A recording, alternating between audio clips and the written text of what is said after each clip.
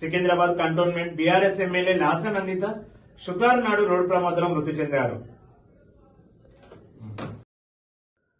తండ్రి సాయన్ అడుగుజాడల్లో 2015లో రాజకీయాలకు వచ్చిన కంటోన్మెంట్ బోర్డు ఎన్నికల్లో బోర్డు సభ్యురాలుగా పోటీ చేసి ఓడిపోయారు. 2016లో కవాడిగూడ డివిజన్ నుంచి కార్పొరేటర్గా ఎన్నికయ్యారు. 2021లో కార్పొరేటర్గా పోటీ చేసి ఓడిపోయారు. సిట్టింగ్ ఎమ్మెల్యే సాయన 2023లో మృతి చెందడంతో లాసా నందిత పోటీ చేసి అక్కడ గెలుపొందారు. అయితే ఔటర్ రింగ్ రోడ్డుపై హైదరాబాద్ నుంచి సదాశివపేట వెళ్తుండగా ఈ ప్రమాదం జరిగినట్టు స్థానికులు తెలిపారు. ఎమ్మెల్యే లాసా నందిత కారు ఓఆర్ఆర్పై రైలింగ్ను ఢీకొట్టడంతో ప్రమాదం జరిగిందని అంతా భావించారు. అయితే దానికి ముందు లారీని ఢీకొట్టి ఉండొచ్చని పోలీసులు చెబుతున్నారు. లారీని ఓవర్టేక్ చేసే క్రమంలో వెనుక నుంచి ఢీకొట్టిందని, దీంతో కారు లారీకి ఇరుకపై 100 మీటర్ల ముందుకు వచ్చిందని భావిస్తున్నారు. అనంతరం రైలింగ్ని ఢీకొట్టిందని అంటున్నారు. కార్ డ్రైవర్ అతి వేగంగా నిద్రమత్తు కారణమేనని అనుమానిస్తున్నారు.